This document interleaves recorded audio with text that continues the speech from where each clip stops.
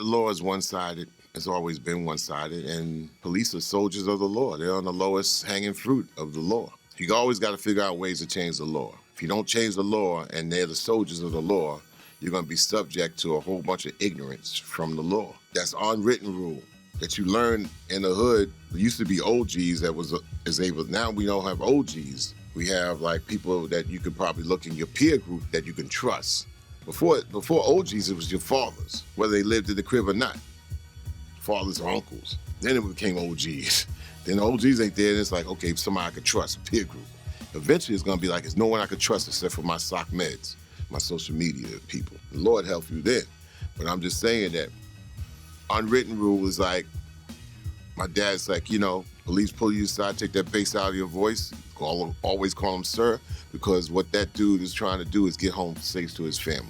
He about nervous as hell pulling you over.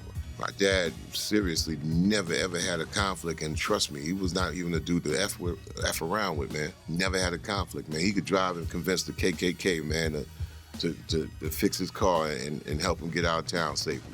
The reason I talk about my dad so fresh, because not only was it close, but people say, well, did he influence you in your music? He was the lyrics.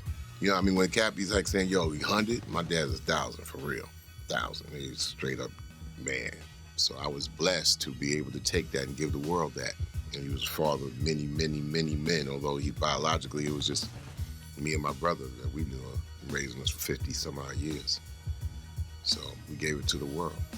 But police are just human beings with an order and a call, and you have younger police come in with certain insensitivities, like the one that shot Mike Brown in Ferguson. He didn't want to work the hood.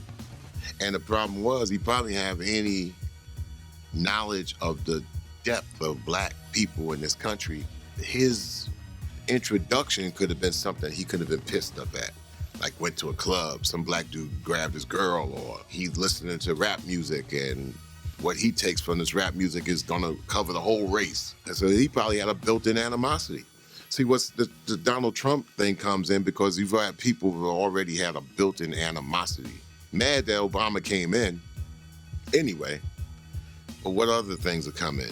Oh, now Black Lives Matter, they're unappreciative, and all these other things. To make a person that's on the line all of a sudden teeter to the left and says, man, really? Really? We're gonna go Trump. Why? Because I'm overdosed with this black shit for a minute. Politically speaking, you're only 4 years apart from possibly this country having Sarah Palin as the vice president with a 70-year-old president named McCain. You should be surprised. It wasn't like President Obama won 60% of the popular vote to 40. It's fucking 51 to 49. Cities don't fucking matter, dude. When you leave here and you drive towards Davenport and start taking numbers, that starts to matter when you go from Davenport and Des Moines and then further into Lincoln and further into western Nebraska and further into Wyoming, yeah, okay? But then again, the United States of America, as I call USAers, they're poor on geography and history. So if you're poor on geography and history, you're poor on mathematics for the people where they're at. So you're always gonna be waiting for the USA to give you the rhetoric or shit you don't know. Before records could compensate for some of that, like what we did, 30 years ago and 28 years ago and 25 years ago. But that was a different reception of what was coming through based on what was missing. Now, those holes have been patched up, so where's it gonna come through? It's everywhere and everything. So now it depends on what kind of antenna you got and how that's sharp. Because everything is everything, and everything is everywhere. And whippings of mass distraction are everywhere and in abundance. It's a different type of swim right now. You gotta swim through the radio, the radiation of a radio, TV, movies, web nation.